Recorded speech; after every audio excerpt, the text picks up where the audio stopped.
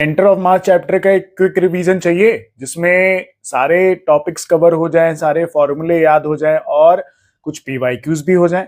तो स्टूडेंट्स, ये वीडियो सिर्फ और सिर्फ आपके लिए, जिसमें मैं सारे चैप्टर के कंसेप्ट और फॉर्मूले आपके लिए रिवाइज कर रहा हूं। तो आप पॉइंट टू पॉइंट यहाँ पे नोट करिए, वीडियो को एंड तक जरूर देखिएगा, क्योंकि वीडियो को एंड तक देखने के बाद आपको कोई भी यहाँ पे पॉइंट नहीं मिस होने वाला है। तो चलिए, ये देखिए सेंटर ऑफ मास यहाँ पे सामने दिख रहा है एंड कोलिजन चैप्टर है।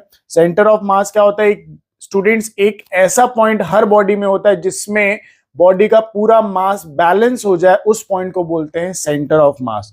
Point where mass of body और system of bodies is balanced and concentrated. It can be inside और outside body. Centre of mass body के इनसाइड भी हो सकता है और आउटसाइड भी हो सकता है। Closer to heavier object.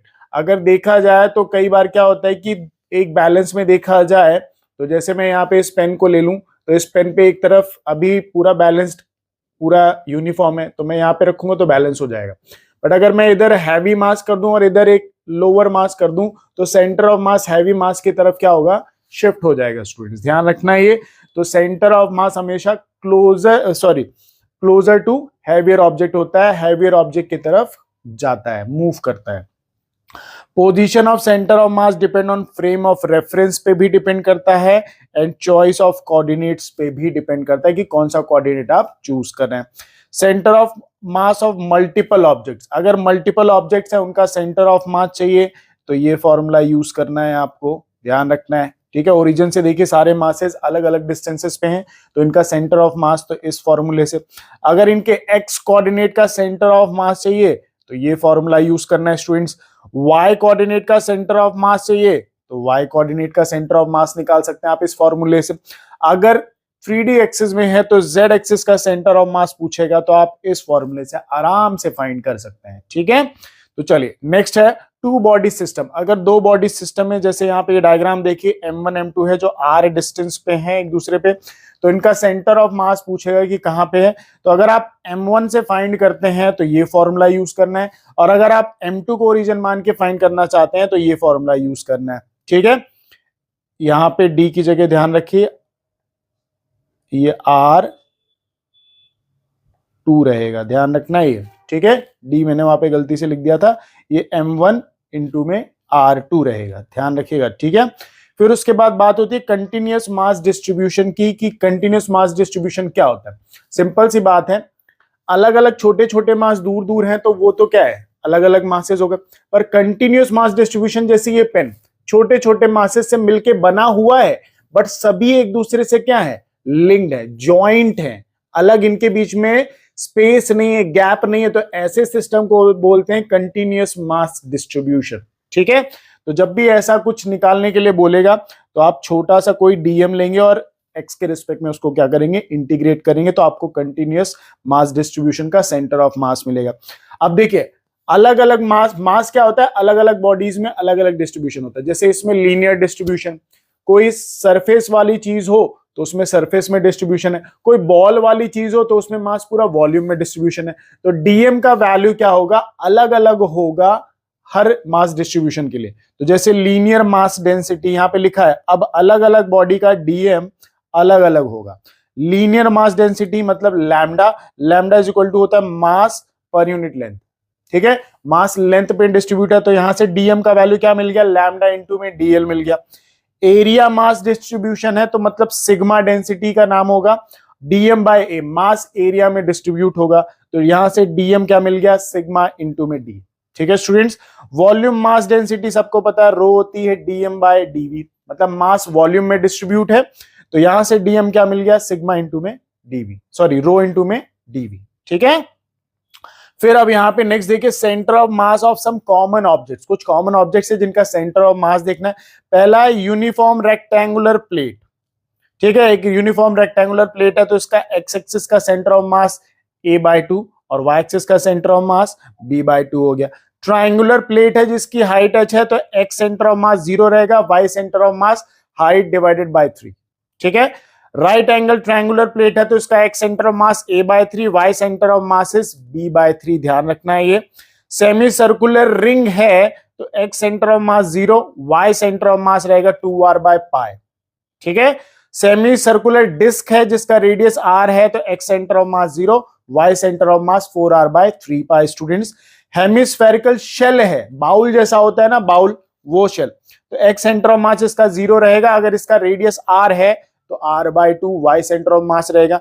Solid hemisphere है, ठीक है, तो x centre of mass 0, y centre of mass is 3r/8, ठीक है। सॉलिड कोन है जिसकी हाइट h है, तो x centre of mass 0, y centre of mass is h/4। And hollow cone है तो x सेंटर ऑफ मास 0 रहेगा, y सेंटर ऑफ मास रहेगा h/3, ठीक है स्टूडेंट्स। फिर उसके बाद centre of mass of object with cavity, ये क्या टॉपिक है? ये टॉपिक है कि अगर कोई ऑब्जेक्ट है, जैसे मान लीजिए आपके पास कोई केक है, केक में से जब केक पूरा है तो उसका सेंटर ऑफ मास कहां होगा? एकदम बीच में। बट आपने उसका छोटा सा पीस बाहर निकाल लिया, तो अब मास क्या हो गया? कुछ कम हो गया ना, तो मास कम हो गया तो सेंटर ऑफ मास भी क्या होगा? कहीं ना कहीं शिफ्ट हो चुका होगा, हैवियर साइड की तरफ शिफ्ट हो गया होगा, ठीक है। जैसे मान लीजिए ये इधर वाला पीस अभी हमने निकाल लिया, तो सेंटर ऑफ मास अब किधर शिफ्ट हो जाएगा? हैवियर साइड के। तो ऐसे सिस्टम को बोलते हैं ऑब्जेक्ट विथ कैविटी। आप बड़े से मास में से कुछ मास बाहर कर दो, तो ऐसे मास को बोलते हैं मास विथ कैविटी, ठीक है। तो यहां पे देखिए इसका सेंटर ऑफ मास निकालना है, तो m0 r0 minus mr/m0 minus m0 is mass of total body और m क्या है? रिमूव्ड मास है।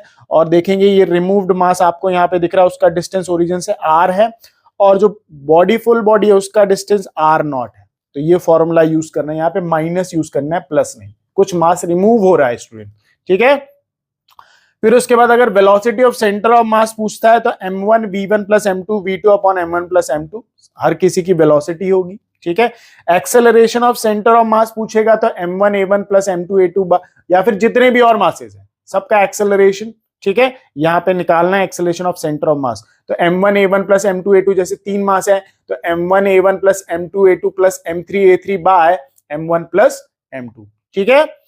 स्पेशल केसेस कुछ ध्यान रखने, जैसे पुली वाला केस है, तो इस पुली वाले केस में एक्सेलरेशन ऑफ सेंटर ऑफ मास निकालना है, तो ये फॉर्मूला यूज करना है। हर फॉर्मूला नोट डाउन करना है स्टूडेंट्स, सभी केसेस के फॉर्मूले ऑलमोस्ट मैंने दिए हुए हैं। अगर ऐसे टेबल वाला केस है, पुली वाला केस, तो एक्सेलरेशन ऑफ सेंटर ऑफ मास निकालना है, तो ये पर्टिकुलर बॉडीज के एक्सेलरेशन भी लिखे हुए हैं मैंने, तो इनको भी नोट डाउन करेंगे आप। Conservation of momentum of system, ठीक है। मोमेंटम ऑफ सिस्टम क्या होता है स्टूडेंट्स? मोमेंटम क्या होता है? मास इनटू में वेलोसिटी किसी एक बॉडी का। बट अगर पूरे सिस्टम की बात हो रही है तो mass of whole system into में velocity of centre of mass, तो ये होता है लीनियर मोमेंटम ऑफ सिस्टम। अब ये कंजर्व कैसे होगा? कंजर्वेशन की कहानी तो एक ही है कि एक्सटर्नल फोर्स क्या हो जाना चाहिए? 0। एक्सटर्नल फोर्स 0 हो गया तो सिस्टम का मोमेंटम कांस्टेंट हो जाएगा, मतलब final momentum is equal to क्या हो गया स्टूडेंट्स? इनिशियल मोमेंटम हो जाएगा, ठीक है। भाई मोमेंटम को चेंज कौन करता है? फोर्स ही तो करता है। फोर्स आप 0 कर दो, एक्सटर्नल फोर्स 0 हुआ तो मोमेंटम कांस्टेंट हो गया, मतलब कंजर्व हो गया, ठीक है। चलिए उसके बाद मैन प्लैंक सिस्टम, ये बहुत इंपॉर्टेंट टॉपिक है, स्पेशल केस है, ध्यान रखना। इसमें एक आइस क्यूब है ये, ठीक है, फ्रिक्शन लेस है, और एक प्लैंक है ऊपर जिसमें एक पर्सन यहाँ पे ये देखिए आप चल रहा है, ये देखिए अब ये चलेगा तो ये आइस क्यूब कहाँ आएगा? पीछे। तो आपको ये एक्स डिस्टेंस पूछेगा, इसको बोलते हैं centre of mass with not shift position. Centre of मास यहाँ पे शिफ्ट नहीं कर रहा है, ठीक है, बट ये आइस क्यूब पीछे आ रहा है तो ये एक्स निकालना है, तो ये यूज करना है। एम क्या है? Small M is mass of man, length किसकी है? प्लैंक की, upon capital M plus small M. Capital M plank का मास है और स्मॉल एम पर्सन का मास है, ठीक है। फॉर्मूला आपके सामने लिखा हुआ है। नेक्स्ट टॉपिक है कोलिजन, बहुत इंपॉर्टेंट टॉपिक है।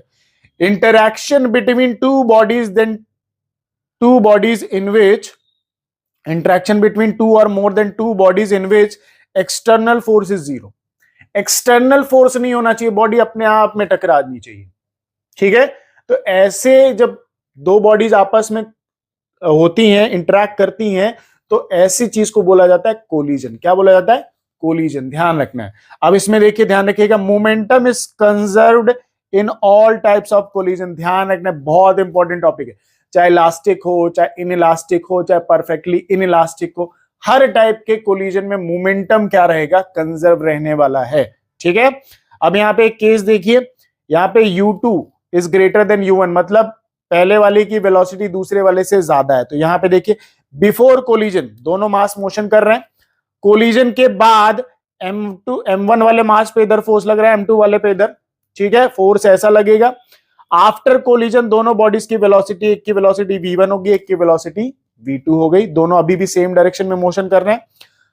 Momentum of system is conserve, momentum conserve रहने वाला है, अभी बताया था। Momentum conserve m1 u1 plus m2 u2 is equal to m1 v1 plus m2 v2, ठीक है। va is relative velocity of approach, जब दो बॉडीज आपस में एक दूसरे से कोलाइड होने से पहले, बिफोर कोलिजन, एक दूसरे को अप्रोच कर रही हैं, एक दूसरे के पास में आ रही हैं, तो u1 जो बड़ी वाली वेलोसिटी उससे छोटी वाली वेलोसिटी से माइनस करना है, तो u1 माइनस u2। vs मतलब relative velocity of separation, after collision टकराने के बाद दोनों बॉडीज आप एक दूसरे से सेपरेट होने की कोशिश करेंगे, दूर जाने की कोशिश करेंगी, तो v2 माइनस v1 जो बड़ी वाली वेलोसिटी उससे छोटी वाली वेलोसिटी से माइनस करना है, ठीक है। कोफिशिएंट ऑफ रेस्टिट्यूशन क्या होता है? कोफिशिएंट ऑफ रेस्टिट्यूशन का मतलब होता है velocity of separation upon velocity of approach, velocity of separation upon velocity of क्या होता है? ये अप्रोच होता है, ठीक है। चलिए अब बात करते हैं इलास्टिक कोलिजन के टाइप्स ऑफ कोलिजन है। यहाँ पे इलास्टिक कोलिजन, इलास्टिक कोलिजन में क्या होता है? जब दो बॉडीज आपस में एक दूसरे से टकराती है, तो टकराने के बाद आफ्टर कोलिजन अगर बॉडीज अपने शेप को रीगेन कर लें, तो ऐसे कोलिजन को बोलते हैं इलास्टिक कोलिजन, पहली कंडीशन। दूसरी कंडीशन, इनका कोफिशिएंट ऑफ रेस्टिट्यूशन ई का वैल्यू हमेशा 1 रहेगा। 1 का मतलब है वेलोसिटी ऑफ सेपरेशन और वेलोसिटी ऑफ अप्रोच एक दूसरे के इक्वल होंगे, बात ध्यान रखने वाली है। काइनेटिक एनर्जी इक्वल रहेगी बिफोर कोलिजन और आफ्टर कोलिजन, दोनों ध्यान रखना है ये, ठीक है। अगर v1 velocity after collision m1 मास की वेलोसिटी निकालनी है इलास्टिक कोलिजन में, तो ये v1 का फॉर्मूला, और आफ्टर कोलिजन अगर m2 मास की वेलोसिटी निकालनी है, तो ये फॉर्मूला आपको ध्यान रखना है, ठीक है। लॉस ऑफ काइनेटिक एनर्जी यहाँ पे 0 रहने वाला, कोई लॉस नहीं होता यहाँ पे इलास्टिक कोलिजन में। फिर बात करते हैं inelastic collision. After collision bodies does not regain its original shape, collision के बाद अगर बॉडीज अपने शेप को रीगेन नहीं कर रही हैं, तो ऐसे कोलिजन को इनइलास्टिक कोलिजन कहते हैं। यहां पे जो कोफिशिएंट ऑफ रेस्टिट्यूशन का वैल्यू है वो 0 से बड़ा और 1 से छोटा रहता है, ठीक है, ध्यान रखना। 1 के इक्वल नहीं होगा, 1 से छोटा ही रहेगा। 1 के इक्वल हो गया मतलब इलास्टिक कोलिजन हो जाएगा, ठीक है। काइनेटिक एनर्जी कंजर्व नहीं रहने वाली है, ध्यान रखना है। अगर कोलिजन के बाद दोनों बॉडीज की वेलोसिटीज की बात की जाए, तो v1 आप ऐसे निकालेंगे और v2 वेलोसिटी इस फॉर्मूले से निकालेंगे। हर फॉर्मूला आपको नोट करना है। और लॉस ऑफ काइनेटिक एनर्जी होता है इन इलास्टिक कोलिजन में, तो ये लॉस ऑफ काइनेटिक एनर्जी का फॉर्मूला, इसको ध्यान रखना है। हर फॉर्मूले आपके लिए मैं यहाँ पे देता जा रहा हूं, आप लिखते जाइए, आपका आंसर यूं फटाफट आने वाला है। फिर बात करते हैं परफेक्टली इनइलास्टिक कोलिजन की। आफ्टर कोलिजन अगर बॉडीज एक दूसरे के जैसे, मतलब दो बॉडी साथ में आई और कोलाइड हुई, कोलाइड होने के बाद दोनों एक साथ मोशन कर रही हैं, अलग नहीं हुई, सेपरेट नहीं हुई, तो ऐसे कोलिजन को बोलते हैं परफेक्टली इनइलास्टिक कोलिजन। यहां पे ई का वैल्यू 0 हो जाता है। क्यों ई का वैल्यू 0 हो गया? क्योंकि टकराने के बाद सेपरेशन वाली वेलोसिटी है ही नहीं, सेपरेट हुए ही नहीं। वेलोसिटी ऑफ सेपरेशन आपको बगल में दिख रहा है, क्या है? 0 है, तो ई कोफिशिएंट ऑफ रेस्टिट्यूशन 0 रहेगा। काइनेटिक एनर्जी नॉट कंजर्व रहेगा, और कंजर्व नहीं है, तो यहां पे जब कोलिजन हुआ तो दोनों बॉडी साथ में मोशन करी, तो दोनों की वेलोसिटी सेम रहेगी। उस वेलोसिटी का फॉर्मूला ये ध्यान रखना है, m1 u1 plus m2 u2 upon m1 plus m2, ध्यान रखना है, ठीक है।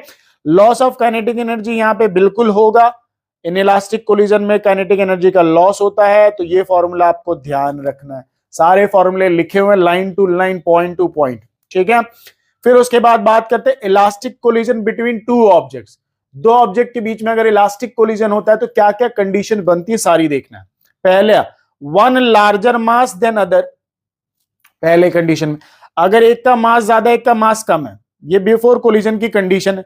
ये इसके पास में गई, कोलाइड की, आफ्टर कोलिजन दोनों की वेलोसिटीज v1 v2 हो गई, ठीक है।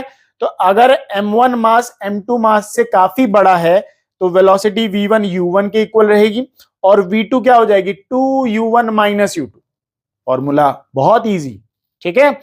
अगर दोनों मासेस, यहां पे देखिए पहले वाले केस में दोनों सेम डायरेक्शन पे मोशन कर रहे थे, इस वाले सेकंड वाले केस में दोनों अपोजिट डायरेक्शन में मोशन कर रहे हैं, तो एक की वेलोसिटी आफ्टर कोलिजन u1 ही रहने वाली है पहले वाले की, दूसरे वाले की v2 की वेलोसिटी क्या हो जाएगी 2u1 प्लस u2, ठीक है। ये हो गया two object of same mass. अब सेकंड थर्ड केस है, अगर ऑब्जेक्ट का मास सेम है, तो अगर सेम डायरेक्शन पे यहां देखिए मोशन कर रहे हैं, तो ये बिफोर कोलिजन की कंडीशन, आफ्टर कोलिजन, तो आफ्टर कोलिजन v1 की वेलोसिटी u2 हो जाएगी और v2 की वेलोसिटी u1 हो जाएगी। इंटरचेंज कर देंगे आपस में वेलोसिटी, लिखा हुआ है देखिए, इंटरचेंज देयर वेलोसिटी। कब की कंडीशन है, अगर दोनों बॉडीज का मास सेम है, तो ध्यान रखना ये चीज, चाहे दोनों बॉडी सेम डायरेक्शन में मोशन कर रही हो या अपोजिट डायरेक्शन में मोशन कर रही हो, वेलोसिटीज का इंटरचेंज हो जाए, ध्यान रखना है, ठीक है। फिर उसके बाद transfer of kinetic energy in elastic collision. Elastic collision में काइनेटिक एनर्जी का ट्रांसफर होता है। तो बिफोर कोलिजन यहां पे देखिए एक बॉडी मास m है, दूसरी बॉडी का मास n टाइम्स ऑफ m है, हो सकता है डबल हो सकता है 3 गुना हो। n का मतलब है कितने गुना मास, कितने times of mass of first body, ठीक है। n का वैल्यू ध्यान रखना है। यहां पे देखिए आफ्टर कोलिजन इसकी वेलोसिटी v1 हो गई, इसकी वेलोसिटी v2 हो गई, ठीक है। तो आफ्टर कोलिजन अगर v1 वेलोसिटी निकालनी है तो ये रहेगा, v2 मतलब सेकेंड ब्लॉक जिसका मास n टाइम्स ऑफ m है, उसकी वेलोसिटी निकालनी है तो ये रखना है, ठीक है। यहां पे u क्या है, u ध्यान रखिएगा, ये वाली वेलोसिटी u1 जो लिखा गया है ये u है, ठीक है। यहां पे n ध्यान रखना है, n बहुत इंपॉर्टेंट है। n क्या है, number of times of second mass with respect to first के रिस्पेक्ट में सेकेंड मास कितने टाइम्स ज्यादा है, वो है n का वैल्यू, ठीक है। उसके बाद fraction of kinetic energy transfer of kinetic energy का फॉर्मूला ये, ठीक है। रिटेन्ड काइनेटिक एनर्जी का फॉर्मूला ये, दोनों फॉर्मूले दे दिए मैंने आपको, ठीक है। फिर उसके बाद देखिए स्पेशल केस, कुछ स्पेशल केसेस भी अब ध्यान रखने हैं। क्या लिखा है ध्यान से देखिए, एक minute. Ball of mass m release from height h collide with the ground of coefficient of restitution E। एक ग्राउंड है जिसका कोफिशिएंट ऑफ रेस्टिट्यूशन E दिया गया है। आप एक मास m वाली बॉल को रिलीज करते हैं, ड्रॉप करते हैं, तो वो एक्सेलरेशन ड्यू टू ग्रेविटी से नीचे आती है और ग्राउंड से टकराती है।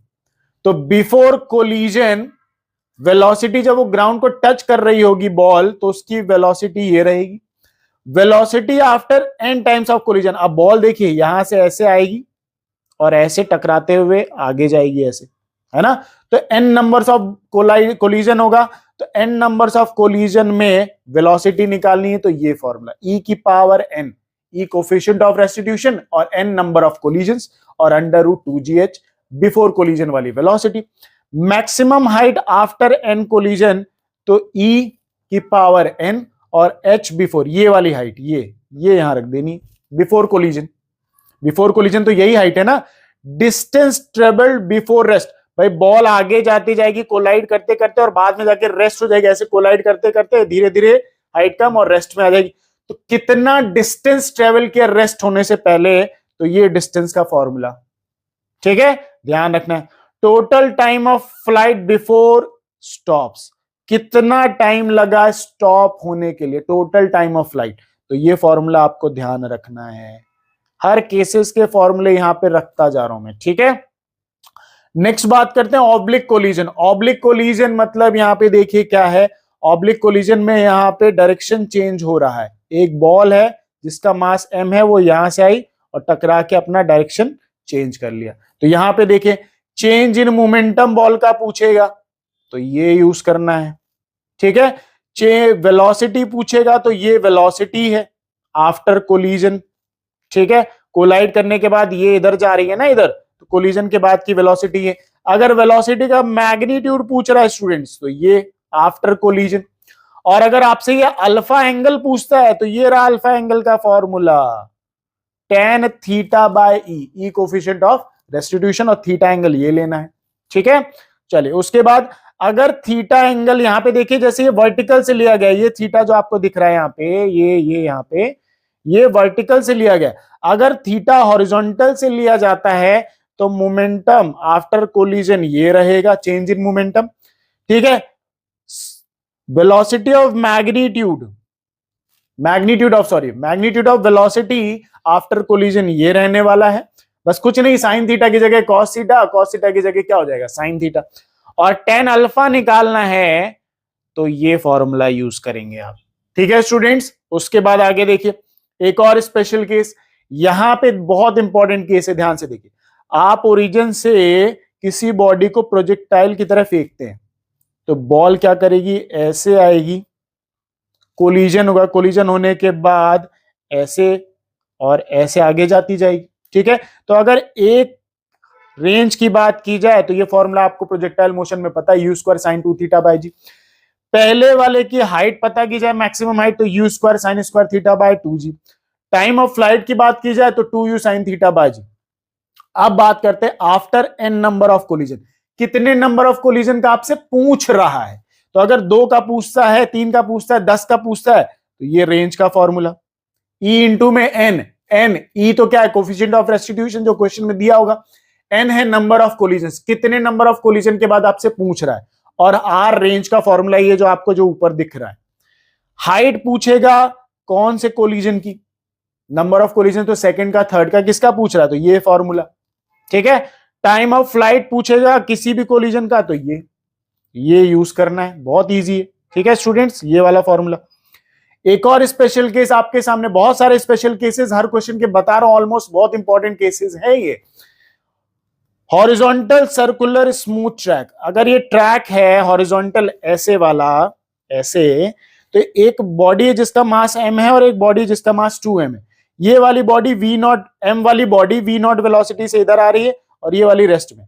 टकराने के बाद ये क्या होगा, ये दोनों ये वापस आएंगे, इससे टकराएंगे, तो कितने टाइम बाद ये सेकंड वाली बॉडी इससे वापस आके टकराएगी, ये टाइम आपको निकालना है इस फॉर्मूले से। लिखा है ना, time taken the next collide, दोबारा कितने टाइम बाद कोलिजन होगा, तो ये formula 2 pi r by v2 minus v1। ठीक है, या v0, जो भी आपकी मर्जी रख लें। यहां पे देखिए एक और स्पेशल केस बहुत इंपॉर्टेंट है, perfectly elastic collision between A and B then maximum compression. यहां पे ब्लॉक ऑफ मास m और ब्लॉक ऑफ मास m, तीनों मासेस सेम दे रखे हैं। ए वाला ब्लॉक बी वाले ब्लॉक से टकराता है, परफेक्टली इलास्टिक कोलिजन है, तो आफ्टर कोलिजन क्या होगा, after collision between A and B velocities interchange हो जाएगी। ठीक है, then maximum compression of spring, तो मैक्सिमम कंप्रेशन ऑफ स्प्रिंग का फॉर्मूला ये ध्यान रखना, ये u root m bye 2k, टे क्या है, सॉरी 2k, k क्या है, कोफिशिएंट ऑफ स्प्रिंग कांस्टेंट, ध्यान रखना ये। ठीक है, अब आते हैं क्वेश्चन, सारे टॉपिक्स हमने रिवाइज कर लिए स्टूडेंट्स, अब क्वेश्चंस पे आते हैं। 2022 मेंस का क्वेश्चन है ये, क्या लिखा देखिए, कितना बड़ा क्वेश्चन है, और क्वेश्चन देखते ही बस घबराहट हो गए, हो गया, अब नहीं होने वाला है फिजिक्स हमसे। चलो देखो क्वेश्चन, और बहुत इजी क्वेश्चन है। देखो, 2 blocks of masses 10 kg and 30 kg are placed on the same straight line with the coordinates 0, 0 centimeter and x, 0 centimeter respectively. The block of 10 kg is moved on the same line through a distance of 6 centimeter towards the other block. The distance through which the block of 30 kg must be moved to keep the position of center of mass system unchanged as, ठीक है, question समझिए, question क्या कह रहा है, ध्यान से देखिएगा।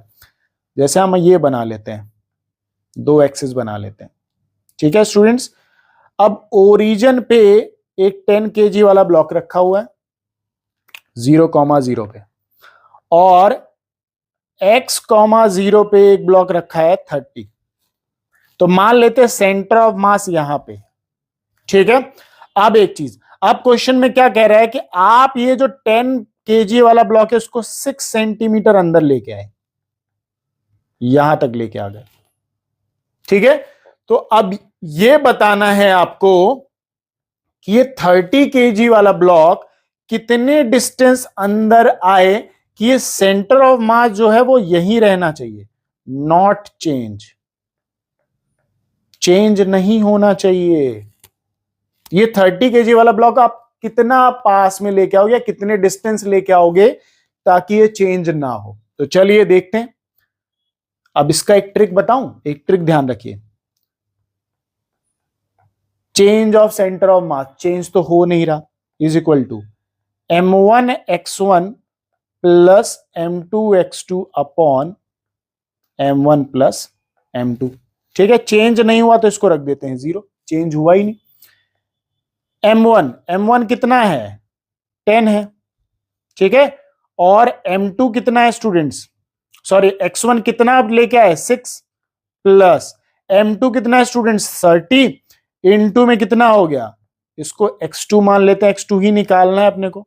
और ये दोनों मासेस 10 प्लस कितना हो गया स्टूडेंट्स 30।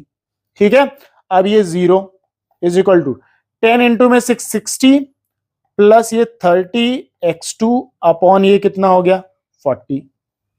क्रॉस मल्टीप्लाई करेंगे तो 40 इंटू 0 कितना हो गया स्टूडेंट 0। तो 0 is equal to 60 plus 3x2 आ गया। ठीक है, अब ये 60 को इधर लेफ्ट साइड लेके आइए तो -60 इज इक्वल टू कितना हो गया 30x2। 30 जो इधर मल्टीप्लाई में इधर आएगा लेफ्ट साइड तो डिवाइड में -60 डिवाइडेड बाय 30।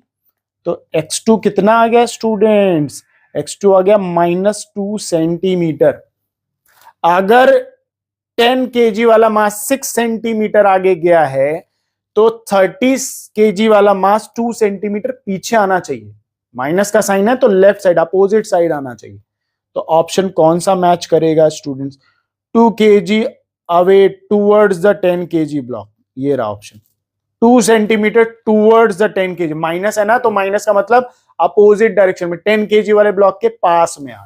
ठीक है, चलिए फिर उसके बाद बात करते हैं क्वेश्चन नंबर 2 की। क्वेश्चन नंबर 2 क्या देखिए, a body of mass m while falling vertically downward under gravity breaks into 2 parts, a body b of mass।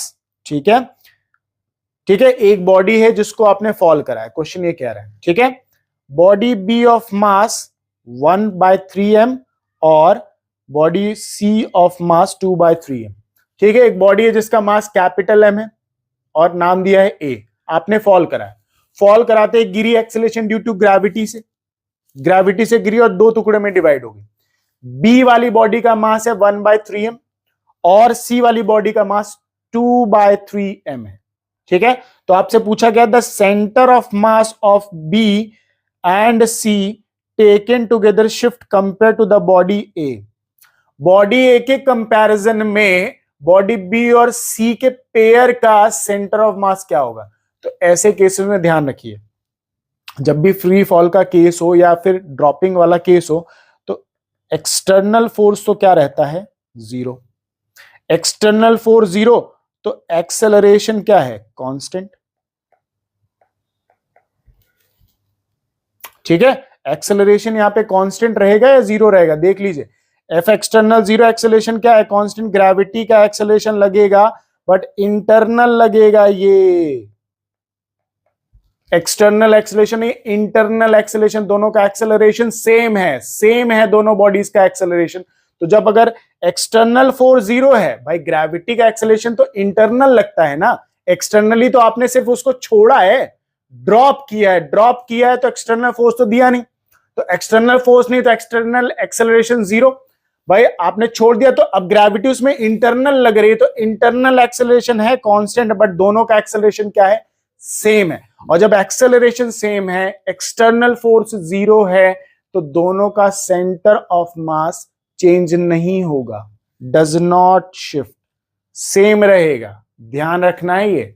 ठीक है, तो ये 2005 का AI ट्रिपल का क्वेश्चन है, बहुत अच्छा क्वेश्चन है ये। चलिए फिर उसके बाद बात करते हैं क्वेश्चन नंबर 3 की। ए solid sphere of mass 2 kg is moving pure rolling on a horizontal surface with kinetic energy on horizontal surface with kinetic energy इतनी दे रखी है। The velocity of center of mass of sphere will be। ठीक है, यहां पे देखिए students क्या apply करेंगे आप।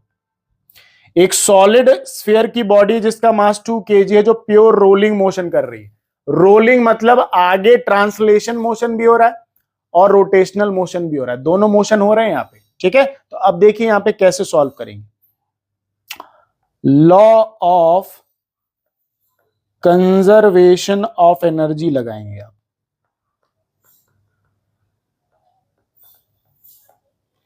ध्यान देखिएगा, law of conservation of energy लगेगा। यहां पे कंजर्वेशन ऑफ एनर्जी का मतलब U initial plus kinetic energy initial is equal to U final plus kinetic energy final. ठीक है, ये लगाएंगे। ध्यान रखिए, 1 मिनट, ये चीज यहां नहीं नहीं नहीं नहीं, 1 मिनट, ट्रांसलेशन और रोलिंग है ना, तो 1 मिनट। यहां पे ये नहीं लगे, कंजर्वेशन ऑफ एनर्जी नहीं, यहां पे यही दिक्कत होती है। यहां पे हम लगाएंगे काइनेट। भाई दोनों मोशन हो रहा है ना, अभी मैंने आपको बताया कि ट्रांसलेशन मोशन के साथ रोटेशनल मोशन दोनों हो रहा है, तो kinetic energy total is equal to क्या लगेगा, देखिए kinetic energy of translational motion plus kinetic energy of rotational motion, दोनों लगेगा, दोनों हो रहा है यहां पे। अब काइनेटिक एनर्जी ट्रांसलेशन क्या होता है, हाफ mv स्क्वायर, और ये क्या होता है, हाफ आई ओमेगा स्क्वायर। ठीक है स्टूडेंट्स, ये होता है। और टोटल काइनेटिक एनर्जी कितनी बोलिए, 2240। आप देखिए वैल्यूज रखिए, 2240 इज इक्वल टू हाफ, मास कितना दिया है 2, वेलोसिटी हमें फाइंड ही करनी है v square, plus half movement of inertia of solid sphere क्या होता है 2/5 mr स्क्वायर। ठीक है, और ओमेगा का स्क्वायर, ओमेगा इज v/r ना, v/r का क्या हो गया स्क्वायर। ठीक है, अब देखिए यहां 2 से 2 कैंसिल, इसको एज इट इज लिखिए इधर, तो ये v स्क्वायर हो गया। 2 से ये 2 कैंसिल यहां पे, तो plus mr square by 5 into में क्या हो गया v स्क्वायर बाय क्या हो गया r स्क्वायर।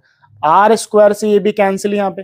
ठीक है स्टूडेंट्स, अब देखिए 2240 is equal to v square plus mv square by कितना हो गया 5। एलसीएम ले लीजिए, एलसीएम लेंगे स्टूडेंट्स, तो 1 और 5 का एलसीएम 5, तो 5v स्क्वायर। ठीक है, प्लस क्या हो गया यहां पे mv स्क्वायर। ठीक है स्टूडेंट्स, ये हो गया। और मास भी तो है, मास क्या था, मास क्या था 2 था ना, 1 मिनट, मास कितना था 2 था। ठीक है, 1 मिनट 1 मिनट, इसको भी रख देते हैं, इसको भी रखना पड़ेगा ना, तो मास 2 रख देते हैं। 2240 is equal to 5v square plus 2v square. ठीक है, मास 2 है और ये हो गया 5। 5 से इधर क्रॉस मल्टीप्लाई करिए स्टूडेंट, क्रॉस मल्टीप्लाई करेंगे तो ये कितना आएगा 511,200। ठीक है, इज इक्वल टू ये कितना हो गया 7v स्क्वायर, तो v square is equal to कितना हो गया 11200 डिवाइडेड बाय 7। जब डिवाइड करेंगे तो आएगा 1600। ठीक है, और 1600 आएगा तो v square is equal to 1600, square हटाइए उधर रूट लगेगा, तो अंडर रूट 1600 का वैल्यू कितना होता है 40 मीटर पर सेकेंड। ये आ गई वेलोसिटी स्टूडेंट्स। ठीक है, देखा यहां पे दोनों काइनेटिक एनर्जी का यूज करना था। ये वैसे रोटेशनल चैप्टर का क्वेश्चन है, बट ध्यान से भैया आपको इतना तो आता ही होगा फॉर्मूला कि काइनेटिक एनर्जी ट्रांसलेशन और काइनेटिक एनर्जी रोटेशनल का फॉर्मूला क्या होता है, सिंपल सी बात है। तो फॉर्मूला याद है तो आप इजीली आंसर निकाल सकते हैं। ठीक है, तो अपना आंसर 40 मीटर पर सेकंड आ गया। इंटीजर टाइप 2023 लेटेस्ट क्वेश्चन है, ज्यादा साल पुराना नहीं है। चलिए question number 4, as per the given figure 2 blocks each of mass 250 gram are connected to a spring constant 2 Newton per meter. If both blocks are given v velocity in opposite directions, the maximum elongation पूछा गया है। तो यहां पे use करेंगे हम conservation of energy. ध्यान से देखिए, कंजर्वेशन ऑफ एनर्जी। ठीक है, ध्यान से देखिएगा, conservation of energy U initial plus kinetic energy initial is equal to U final plus kinetic energy क्या हो गया, फाइनल। ठीक है स्टूडेंट्स, अब देखिए इनिशियली तो कोई यहां पे कुछ डायग्राम में, ये जो आपको डायग्राम दिख रहा है, इनिशियली स्प्रिंग पे तो कोई पोटेंशियल एनर्जी है नहीं, कोई फोर्स नहीं लग रहा, तो ये तो हो गया जीरो। ठीक है इनिशियली, बट जब आपने इनको वेलोसिटीज दी है इनिशियली, तो इनकी काइनेटिक एनर्जी तो होगी, तो काइनेटिक एनर्जी क्या होगी, half m v square into में 2, 2 है ना, तो 2 इज इक्वल टू, फाइनली जब ये बहुत ज्यादा इलोंगेट हो जाएगी, स्प्रिंग इलोंगेट हो जाएगी दोनों तरफ से मैक्सिमम, तो दोनों ब्लॉक किस में आ जाएंगे, रेस्ट में। दोनों ब्लॉक रेस्ट में, तो काइनेटिक एनर्जी जीरो हो जाएगी, पोटेंशियल एनर्जी बढ़ जाएगी। तो पोटेंशियल एनर्जी यहां पे क्या होगी, हाफ के x square plus kinetic energy final क्या होगी, जीरो। अब ये 2 से 2 इधर उड़ा दो, तो m v square is equal to half, ठीक है, के का वैल्यू कितना दिया स्टूडेंट्स, 2, और ये एक्स स्क्वायर हो गया। ठीक है, 2 से 2 यहां पे कैंसिल हो गया। ठीक है, तो m v square is equal to क्या हो गया, एक्स स्क्वायर। ठीक है, अब मास कितना दिया होता है स्टूडेंट, 250 ग्राम दिया है, 250 ग्राम को जरा केजी में कन्वर्ट करिए, तो x square is equal to 0.25 v square हो गया। ठीक है, एक्स स्क्वायर 0.25 को क्या लिखेंगे, 25/100 लिख सकते हैं, और ये वी स्क्वायर, 25/100 को क्या लिखोगे, 1/4 X square, sorry V square ना, V square, V square, V square. ठीक है, अब एक्स स्क्वायर इधर से हटाओ, तो ये अंडर रूट, ये कितना हो जाएगा, v/2 भाई 4 का स्क्वायर रूट 2 है ना, 4 का अंडर रूट कितना होता है, 2 ही तो होता है, और v स्क्वायर का क्या हो जाएगा, v, तो v/2 हो गया, v/2। ठीक है, मैक्सिमम इलोंगेशन कितना आ गया, v/2 आ गया स्टूडेंट्स। ठीक है, चले हम next next next next next की बात करेंगे। क्वेश्चन नंबर 5 क्या लिखा है, देखिए जरा, यहां पे ध्यान देने वाली बात है। 2 identical blocks A and B each of mass m resting on a smooth horizontal floor are connected by a light spring of natural length L, spring constant K. A third block C of mass m moving with a speed u along the line joining A and B collide with A. The maximum come, अरे ये question तो अभी formula base देखा, special case मैंने बताया था ना आपको, ये रहा स्पेशल केस, ये फॉर्मूला u/√m/2k। तो यहां पे देखिए, यहां पे कहां गया क्वेश्चन, ये यहां पे v वेलोसिटी है, तो यहां पे ये देखिए सारे v/√, ऑप्शन नंबर 1 कुछ सॉल्व करने की जरूरत नहीं, डायरेक्ट याद है मैक्सिमम कंप्रेशन क्या रहेगा, फॉर्मूला अभी कंडीशन मैंने आपको वहां पे बताई, तो डायरेक्ट ये आंसर 2021 मेंस का क्वेश्चन है, देखिए। ठीक है, चलिए फिर उसके बाद next question, a nuclear of mass 184 is initially at rest में है, emits an alpha particle if the Q value of reaction is 5.5 mega electron volt, calculate the kinetic energy of alpha particle। यहां ध्यान से देखिए, जब ये emit करेगा alpha particle, तो अल्फा पार्टिकल यहां पे कितना हो गया, 4 हो गया। ठीक है, ये इधर की तरफ v डैश वेलोसिटी से आया, ये इसकी वेलोसिटी हमने मान ली v। ठीक है, ये हो गया। फिर उसके बाद यहां पे ध्यान से देखिए, पहले आप अप्लाई करिए कंजर्वेशन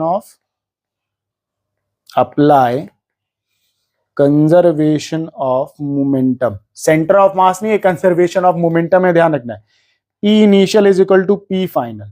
ठीक है, अपने को अल्फा पार्टिकल की काइनेटिक एनर्जी चाहिए, तो देखिए पहले कंजर्वेशन ऑफ मोमेंटम अप्लाई किया, तो इनिशियली मोमेंटम क्या रेस्ट में है, तो 0, और फाइनली मोमेंटम 180 v डैश मान लेते हैं इसका वैल्यू, इधर वाले को प्लस ले लिया, इधर वाले को क्या लिया, माइनस, तो माइनस यहां पे, एक मिनट,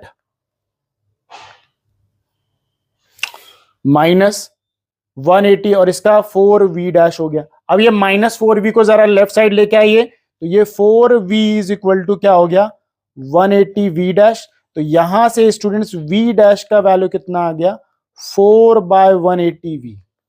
ठीक है, ये दोनों वेलोसिटी, इसकी वेलोसिटी v हो गई और इसकी वेलोसिटी 4/180 180 वी हो गई। ठीक है स्टूडेंट्स, अब यहां पे देखिए, apply conservation of mechanical energy. Mechanical energy मतलब total energy initial is equal to total energy final, और टोटल एनर्जी भी kinetic energy plus potential energy दोनों आता है। तो चलिए देखिए, इनिशियली जो एनर्जी दी गई है वो कितनी बोलिए, 5 मेगा इलेक्ट्रॉन वोल्ट दी गई है आपको ये। और यहां पे देखिए रिलीज होने के बाद अल्फा पार्टिकल का kinetic energy half m v square plus half m कितना 180 और वी स्क्वायर कितना 4v/180 का स्क्वायर। ठीक है स्टूडेंट्स, इधर समझ लेना स्क्वायर है। अब 5.5 मेगा इलेक्ट्रॉन वोल्ट, मेगा वेगा अभी लिखना नहीं है, चलो, इज इक्वल टू अब यहां से 1/2 4v स्क्वायर को कॉमन ले लें, तो 1/2 180 45 इंटू 4 ना, 45 इंटू 4, तो 1/2 4v स्क्वायर अगर मैं कॉमन ले रहा हूं तो यहां आएगा 1 प्लस 45। ठीक है स्टूडेंट्स, और ये रहेगा 4v, तो यहां पे आएगा 4/180 का स्क्वायर। ठीक है, ये चीज हो गई। अब ये देखिए 1/2 4v स्क्वायर क्या है, kinetic energy of alpha particle ही तो है, kinetic energy of alpha particle.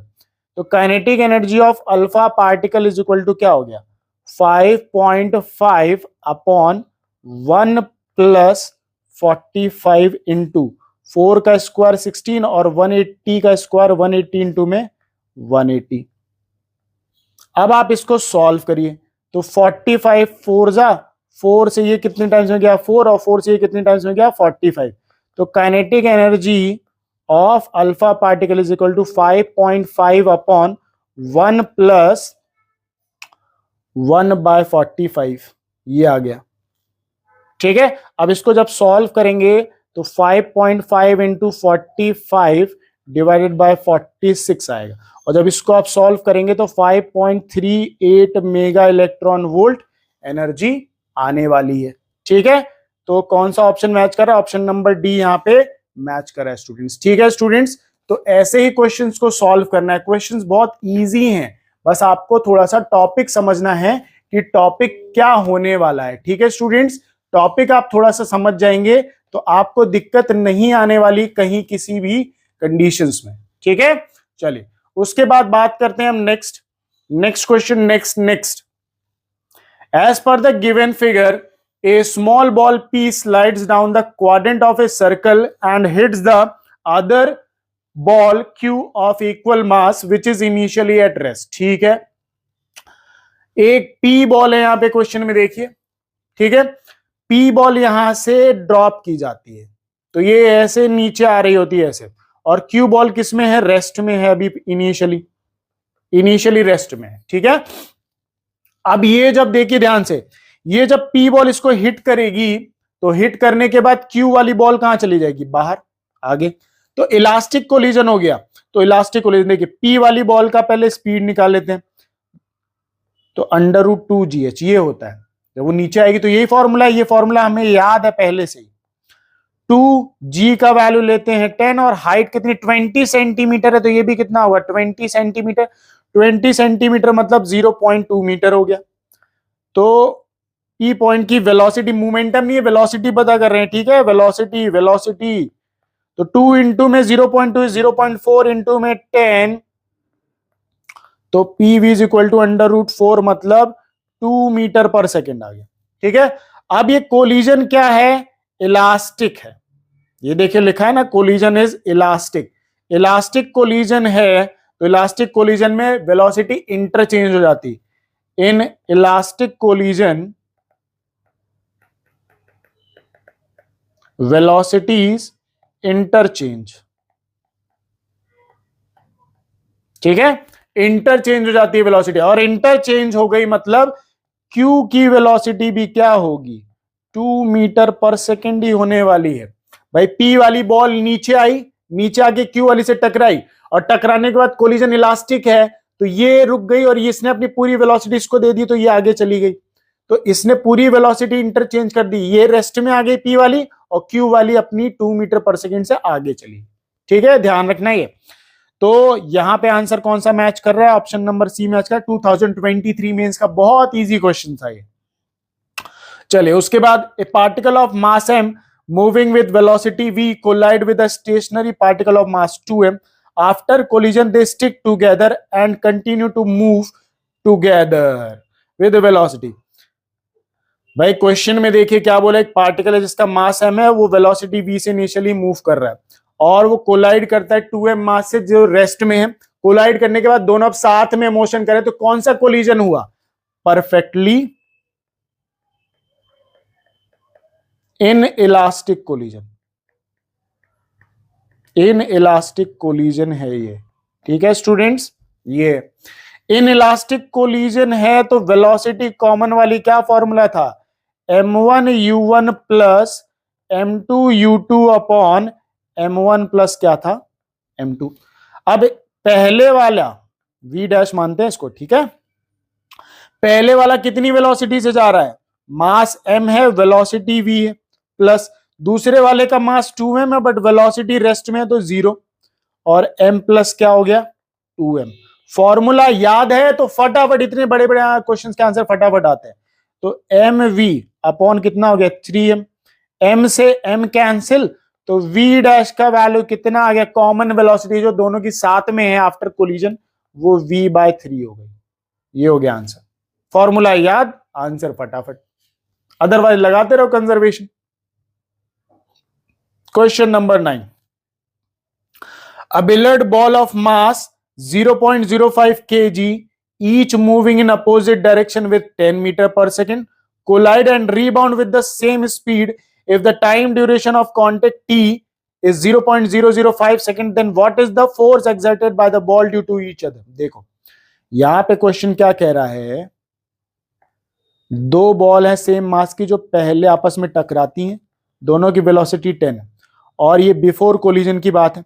After collision दोनों रिबाउंड करती है with same speed after collision. तो आपको बोलना है कि कितना दोनों ने एक दूसरे पे फोर्स लगाया।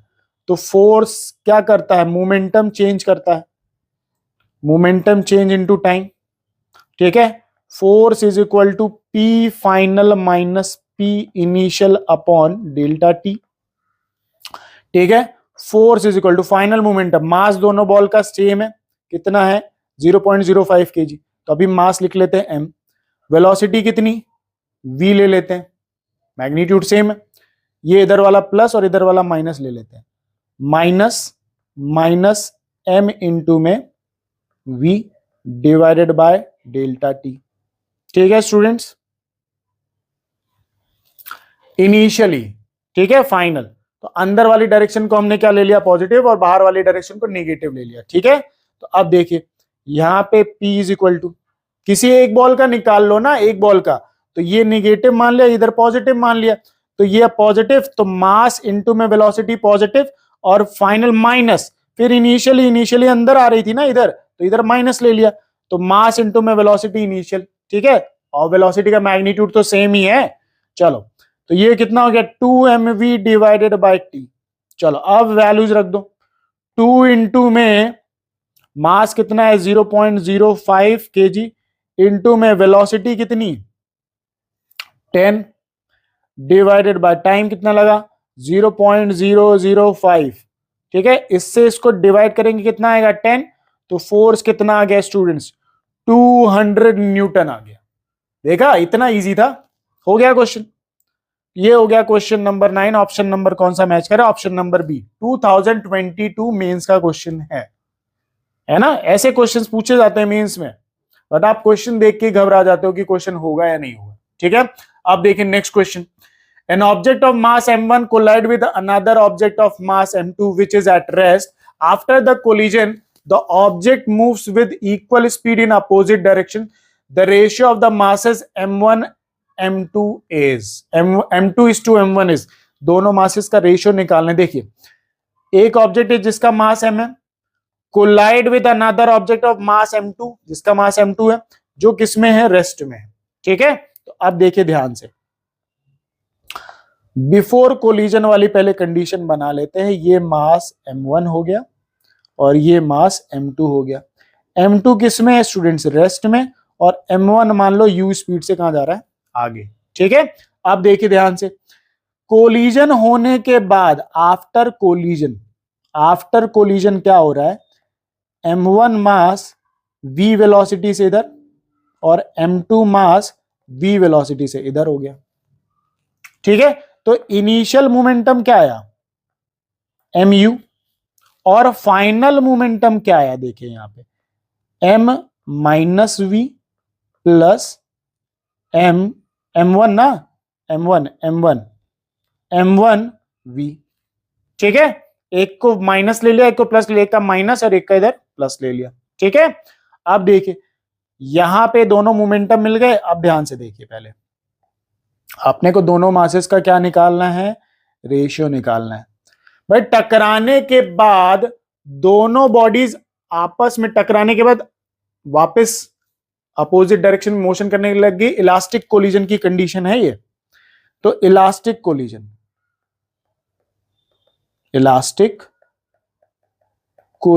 ठीक है स्टूडेंट्स। अब इलास्टिक कोलिजन में ई का वैल्यू कितना होता है? 1 होता है। और कोएफिशिएंट ऑफ रेस्टिट्यूशन का फॉर्मूला क्या होता है? Velocity of separation upon velocity of approach. ठीक है, तो 1 is equal to velocity of separation कितना?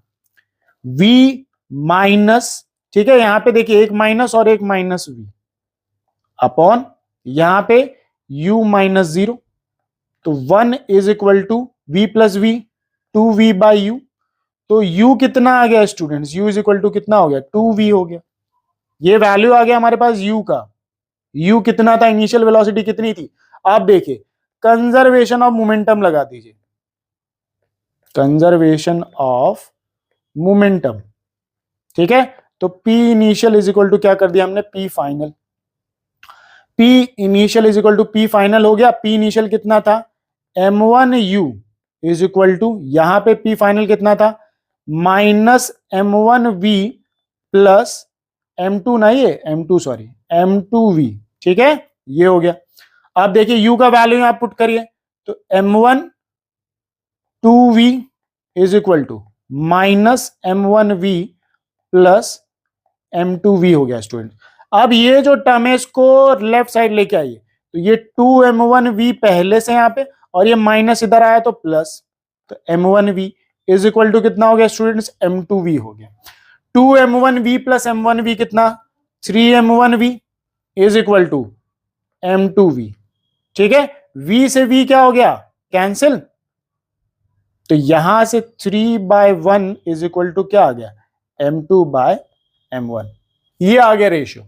ठीक है भाई, टकराने के बाद दोनों बॉडीज अपोजिट डायरेक्शन में गई, अपोजिट डायरेक्शन में जाने के बाद आपस में टकराने के बाद परफेक्टली इलास्टिक कोलिजन था, इसलिए अपोजिट डायरेक्शन में मोशन करने लग गई। तो आपको यहां से सारी चीजें मिल गई, u का वैल्यू मिल गया, फिर आपने कंजर्वेशन ऑफ मोमेंटम लगाया, दोनों मास का क्या आ गया? रेशियो आ गया। ठीक है स्टूडेंट्स, तो ये थे आज के सारे क्वेश्चंस, सारे टॉपिक्स। आप इसी तरीके से पढ़ते रहिए, हर टॉपिक देखिए, हर टॉपिक का मैं आपको फॉर्मूला कंसेप्ट यहाँ पे रिवाइज करा रहा हूं।